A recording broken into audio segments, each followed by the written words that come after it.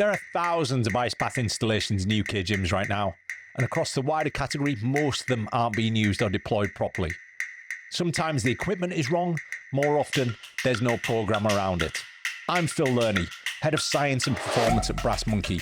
Today, I want to talk to you about a problem that's costing gym operators money, members, and credibility. And most of them don't even know it's happening. It's called the recovery gap. It's the distance between having cold water immersion infrastructure and actually producing member outcomes with it. And it's the single biggest missed opportunity in the gym recovery sector right now.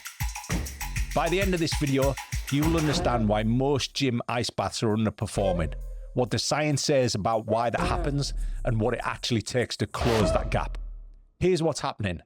The cold water immersion market has grown fast.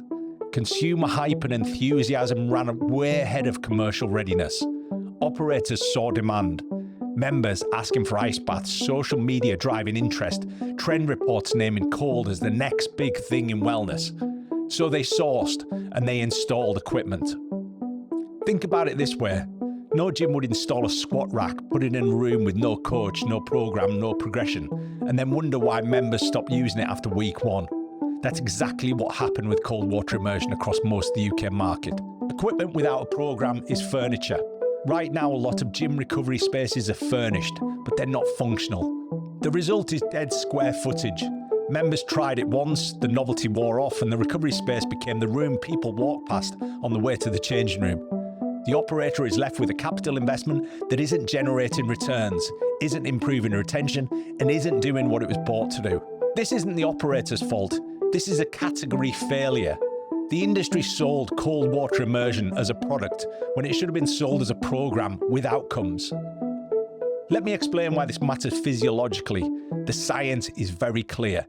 When you enter cold water, your body responds immediately. Heart rate spikes, breathing accelerates, blood vessels constrict, norepinephrine releases. This is the cold shock response. Sympathetic nervous system activating. It's well documented, it's reproducible, and it happens to everybody. A single exposure produces a temporary response. Your body reacts, you get out, it passes. There's no lasting adaptation from one session. That's not controversial, it's basic physiology. Adaptation requires pattern. The nervous system doesn't learn from a single event. It learns from repetition, progression, and consistency. Tolerance is the first stage. Your body learns the stimulus is survivable. Cold shock attenuates. Breathing settles faster. Heart rate recovers sooner. This is stress inoculation, one of the most well-evidenced concepts in the adaptation literature. Capacity develops next.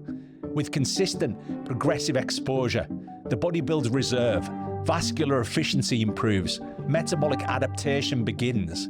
The dose that once challenged you becomes manageable. The system has more headroom.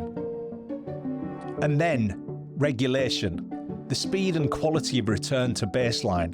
How quickly and cleanly the nervous system resets after stress. Not just from cold, but from everything.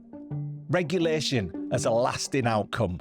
A nervous system that handles more, recovers faster, can emerge through consistent governed practice. The mechanism is sound. The longitudinal evidence is still building. That qualification matters. We don't overclaim, but we also don't ignore what the mechanism tells us about direction. You can't skip stages. You can't shortcut from a single cold shock to a regulated nervous system. The training is directional. Tolerance, then capacity, then regulation. Without a program, there is no progression. Without progression, there is no adaptation. And without adaptation, cold water immersion is just discomfort that people stop doing. So what does a governed cold water immersion program actually look like? This is where it gets practical. It starts with purpose. What is the session for? Habituation, regulation, recovery, adaptation. Different purpose, different dose. You wouldn't write a strength program without knowing whether you're training power, hypertrophy, or endurance. The same applies here. Then state the user's daily readiness. Slept badly, training hard, fighting a virus, the dose has to change. State is a green, amber, red self-assessment done before every session. It tells you whether to step in or step back. Acclimation.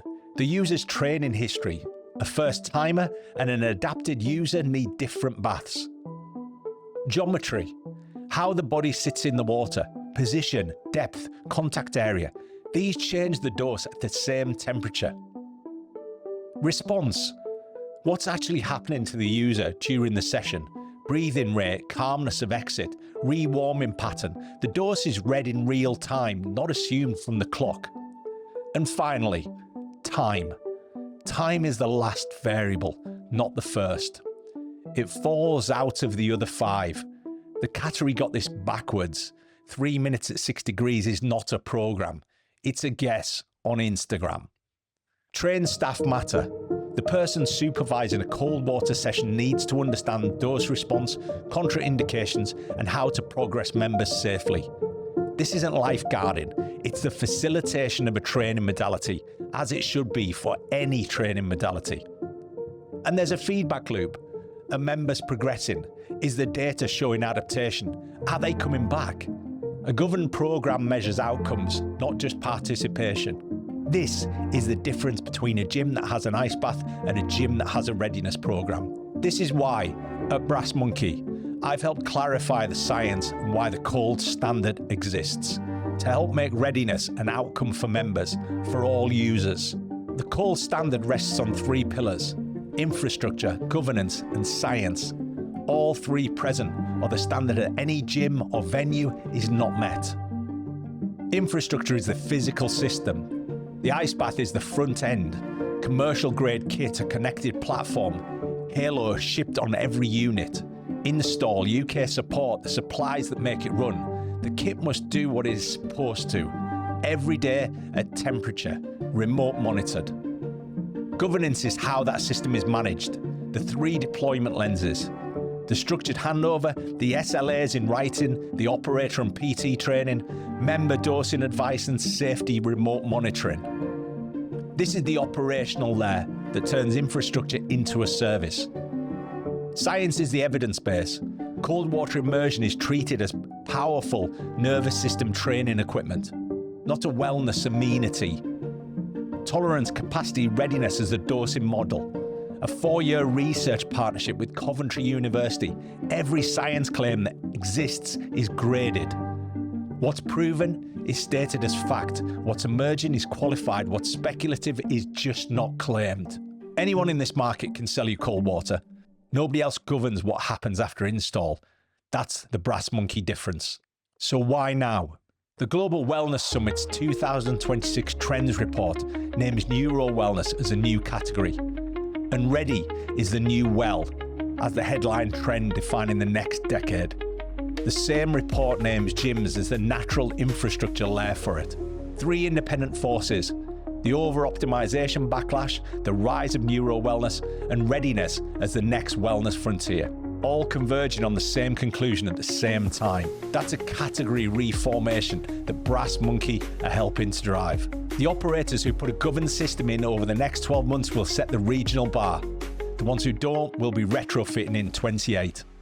So what does closing the recovery gap actually look like? The recovery space is the busiest room in the facility. Members move through structured protocols, staff are confident. They explain the program, they adjust the advice to the person in front of them. New members see others training and want in. Retention improves because members are getting results they can feel. The ice bath isn't a novelty, it's training infrastructure. And remember, recovery is the budget line that gets cut when the year tightens. Training equipment isn't. That's what governed cold water immersion delivers. A program, not a product.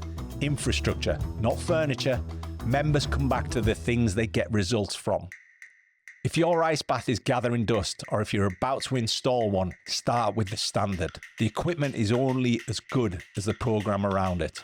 Everything I've talked about today, the tolerance, capacity, readiness framework, the 6 governing variables, cold standard, it's all linked below. If you want to walk through what a governed program looks like for your facility, Brass Monkey's team will run it with you. Thanks for watching. I'll see you next month.